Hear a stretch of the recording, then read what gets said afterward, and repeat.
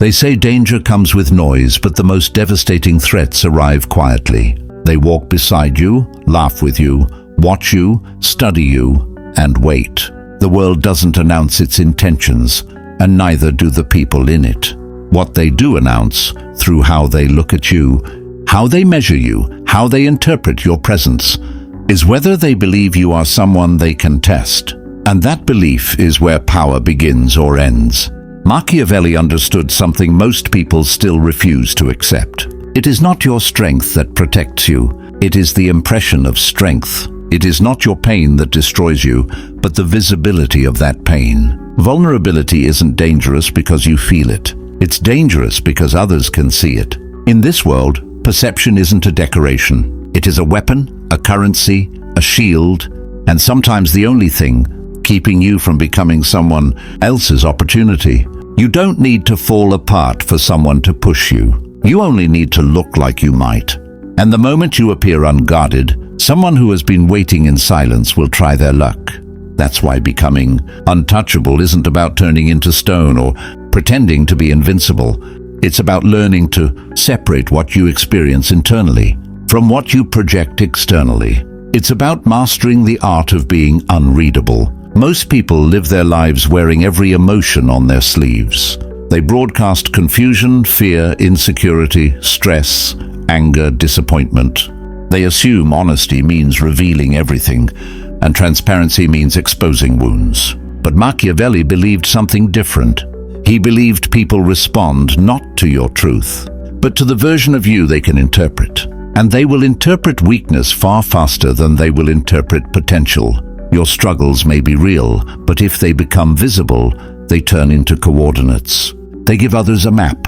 They give them direction. And in a world full of ambitious, insecure or opportunistic people, a map to your weak points is an invitation. That's why the first transformation you must make is simple but difficult.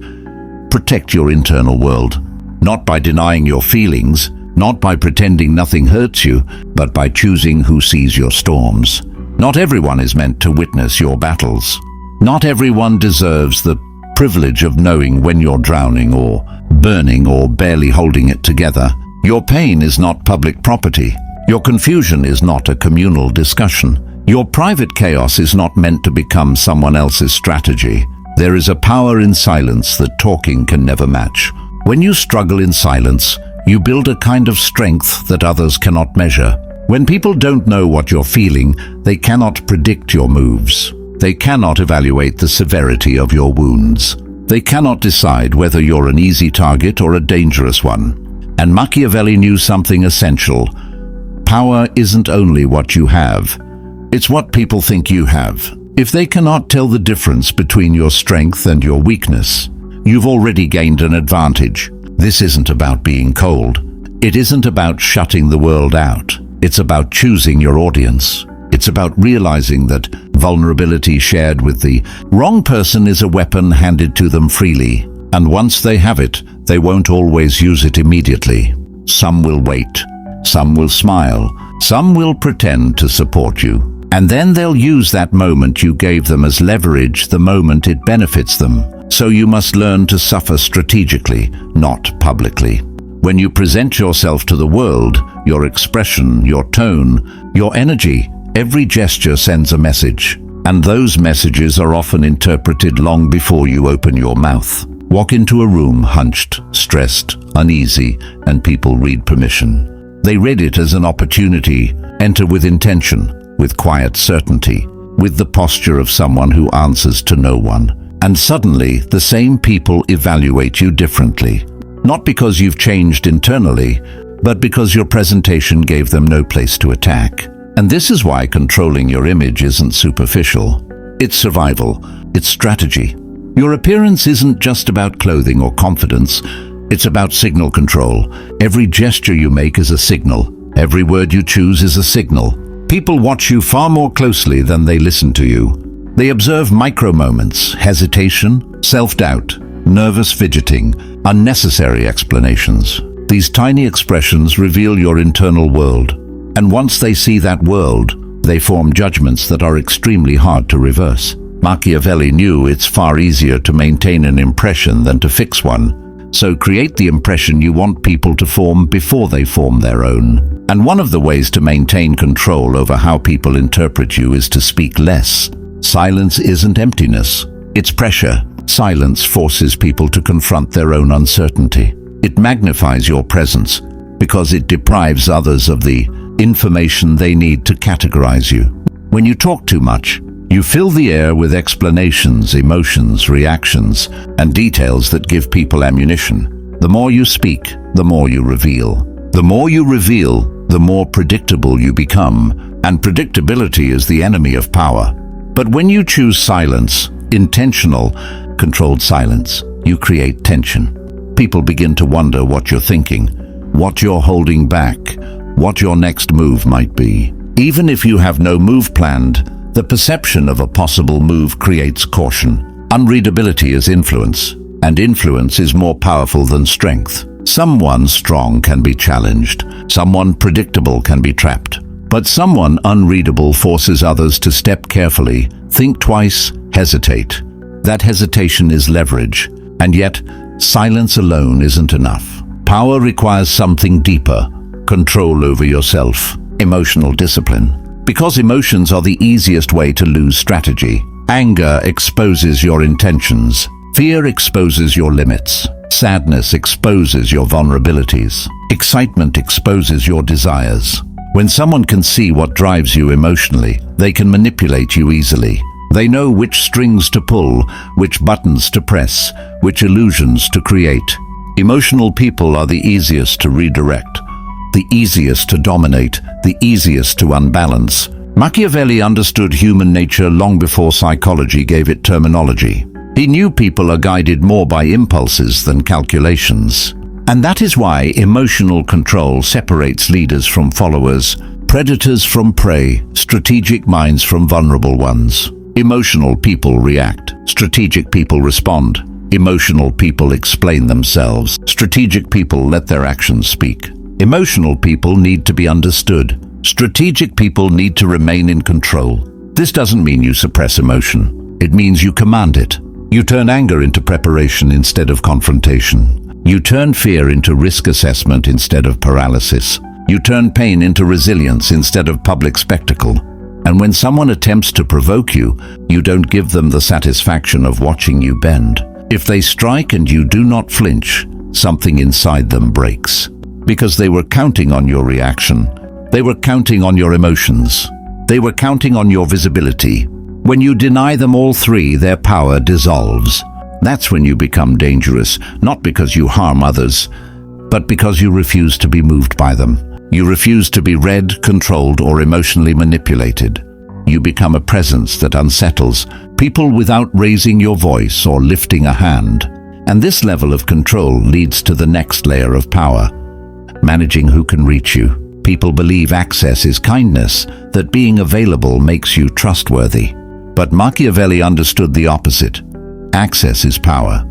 The more people can reach you, the easier it is for them to study you, influence you, and interfere with your direction. When everyone has a path into your world becomes their playground. They watch your routines. They anticipate your reactions. They analyze your emotional rhythms.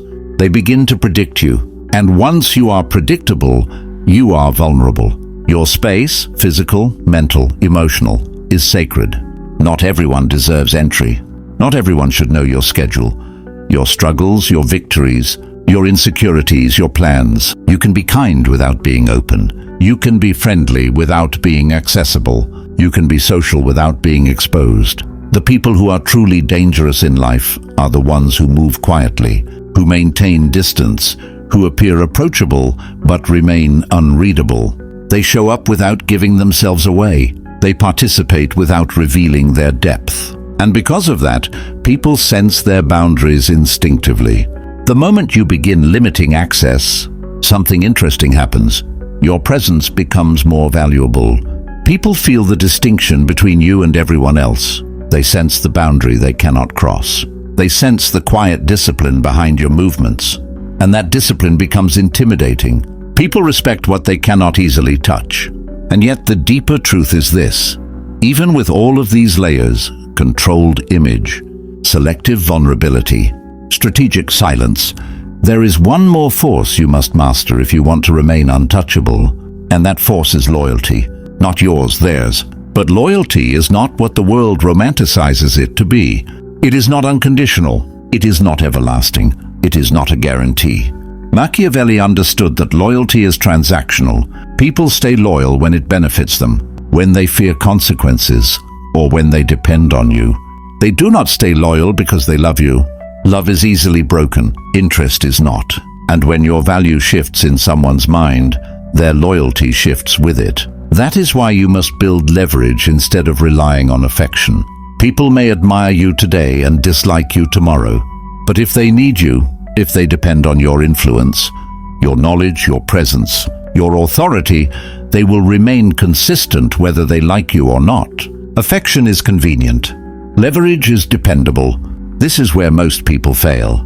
They build friendships, not alliances. They rely on emotional bonds instead of strategic ones. They assume loyalty comes from shared history, shared experiences, shared trust. But loyalty often disappears the moment someone sees a benefit in betraying you. And if you are unprepared for that possibility, you will always remain vulnerable. To become untouchable, you must expect loyalty to shift. You must expect alliances to fade. You must position yourself so that even if someone turns against you, your foundation remains untouched. You must create a life where betrayal is an inconvenience, not a catastrophe. And this requires something people avoid, the ability to walk away. Because the person who can leave a relationship, a job, a partnership, a deal, the person who can walk away without collapsing is the person who holds the power. People who cannot leave are forced to tolerate disrespect, manipulation, exploitation. But when you maintain independence, when you build options, when you are not tied to anyone's approval or support, you eliminate the leverage others could use against you. And that independence leads to clarity. Clarity about who deserves space in your life, who deserves distance, and who deserves nothing at all. And once you understand the reality of shifting loyalty, you begin to see human behavior with sharper vision. You stop expecting people to act against their own self-interest. You stop assuming promises mean protection. You stop believing that someone's closeness guarantees safety. Instead, you start evaluating relationships from a position of awareness. Who benefits from you? Who depends on you? Who fears disappointing you? Who gains power if you fall? These questions aren't cynical. They're necessary. They allow you to navigate the world without walking blinded by hope or sentiment. Because becoming untouchable isn't about isolating yourself. It's about recognizing that trust must be built on structure, not emotion. When you operate strategically instead of emotionally, your entire approach to conflict transforms. You no longer react simply because you feel provoked. You don't confront out of impulse. You don't express anger to relieve pressure. Instead, you let emotions pass through you while your mind evaluates the landscape. You observe motives. You assess timing. You calculate consequences. Machiavelli understood that an impulsive strike is more dangerous to the striker than to the target. When you move without thought, you expose weaknesses you didn't know you had. You reveal intentions you shouldn't have revealed. You escalate situations you weren't prepared to finish. Detached control is not about losing your humanity. It's about mastering your responses. It's about replacing the urgency to react with the patience to plan. That patience creates power. It allows you to decide when to speak, when to disappear, when to act, when to hold back.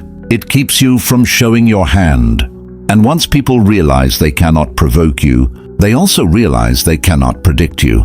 That unpredictability is a psychological weapon. When others cannot anticipate your reactions, they fear your silence more than your anger. They worry not about what you're doing, but about what you might do. And fear of the unknown is more paralyzing than fear of any visible threat.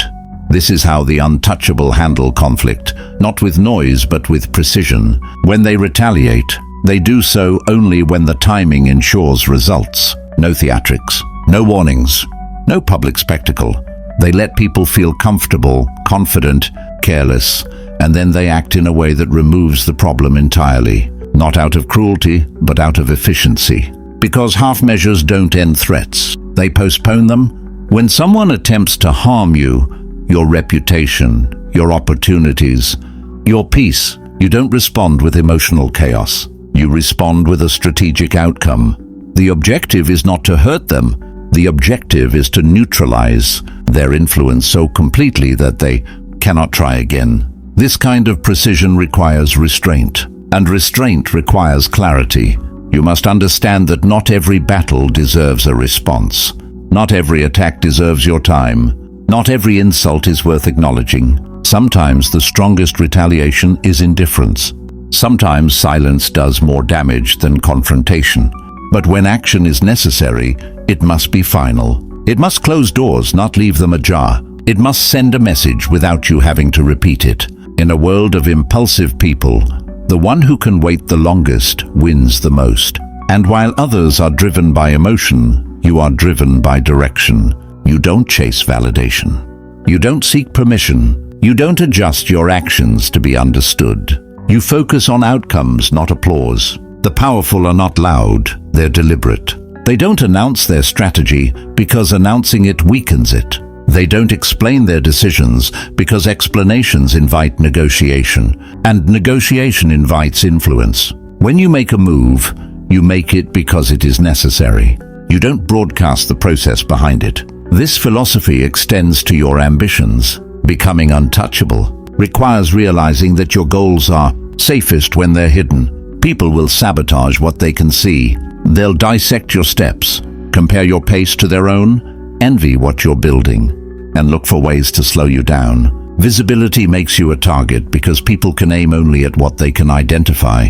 But when your goals are private, when your progress happens behind closed doors, when your victories are quiet, you become extremely difficult to attack.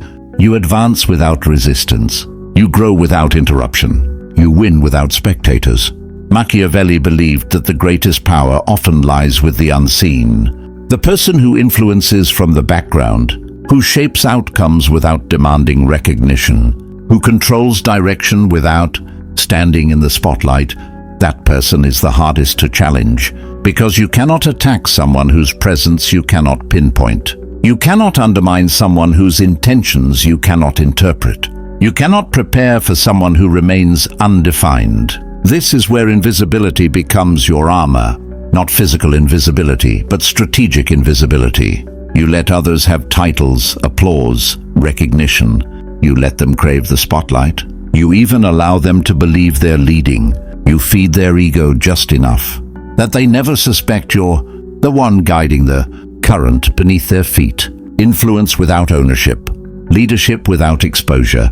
This is how the untouchable remain undefeated. You control without seeming controlling. You direct without seeming dominant. And because no one sees you as a threat, no one prepares to challenge you. Your intentions must be disguised underneath composure. Your real plans must live behind your eyes, not on your tongue. When people think they understand you, they form strategies. When they cannot, they hesitate. Hesitation is oxygen for your advantage. It keeps your enemies uncertain, your competitors cautious, and your observers off balance. The more unpredictable you become, the more powerful you feel. And not because you're hiding who you are, but because you're protecting your direction from those who would distort it. To maintain this level of power, you must cultivate the art of detachment, not detachment from people, but from outcomes. You don't win by chasing revenge to satisfy emotion. You win by creating results that secure your position. Revenge becomes irrelevant once your success outweighs the insult.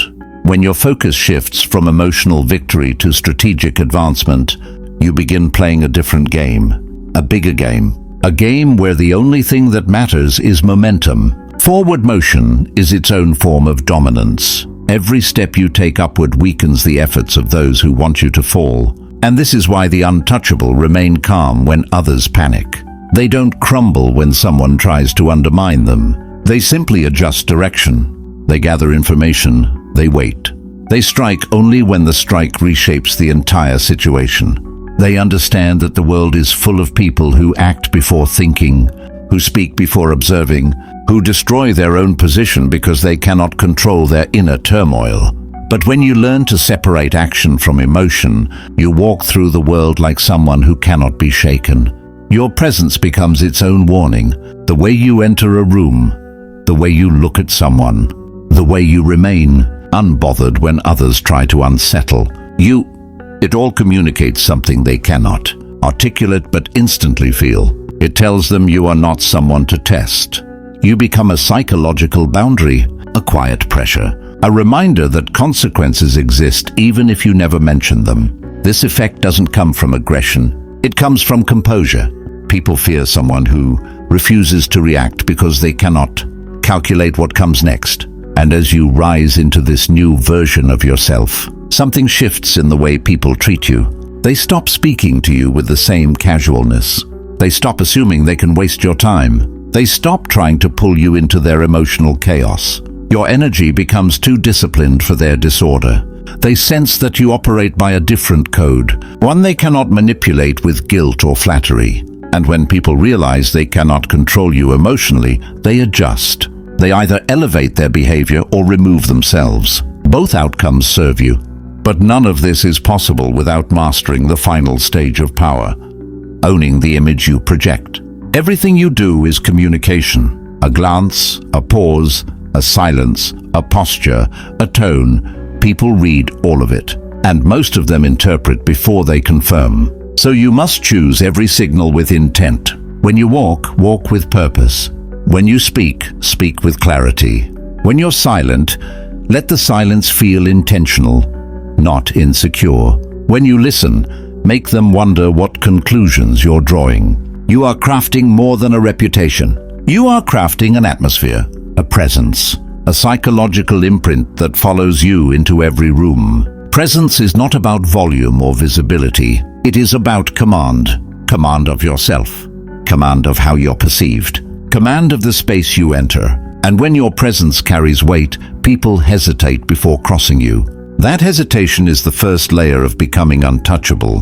The second layer is understanding that you are not obligated to reveal anything you don't want revealed. Most people betray themselves with explanations, justifications, vulnerability used recklessly, emotional outbursts, or the need to be understood. They hand people the blueprint to their weaknesses, but the untouchable never reveal more than necessary. They let assumptions float. They let people fill in the blanks incorrectly.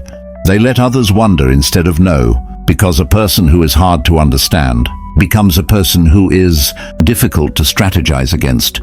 This doesn't mean you pretend to be someone you're not. It means you reveal only the version of yourself that supports your direction. You choose what to express. You choose what to conceal. You express confidence when you're uncertain. You show calmness when you're deciding. You demonstrate restraint when anger tempts you. You choose every expression like you choose every move in a game of strategy with intention. And once you begin controlling how people interpret you, you begin controlling how they treat you. Power isn't just about having strength. It's about shaping the perception of strength. Your reality matters far less than the version of your reality people believe. And when you manage that version with precision, you step into a level of influence that most people never reach. This is what it means to be untouchable.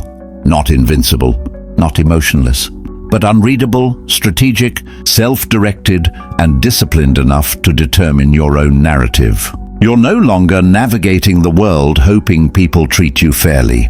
You're shaping the way they interact with you by mastering the impression you leave behind. You build your image like armor. You speak like strategy. You move like purpose. And every step you take reinforces the boundary that protects your power. The world will always test what it thinks is weak, so you will not look weak.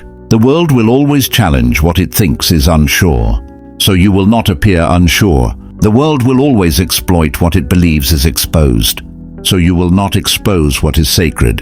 And in doing so, you rise into the rare class of people who dictate their own story instead of being written into someone else's. You become the one who sets the tone, not the one who absorbs it. The one who influences outcomes, not the one who reacts to them. The one they hesitate to challenge, think twice about provoking, and learn to respect without you ever asking.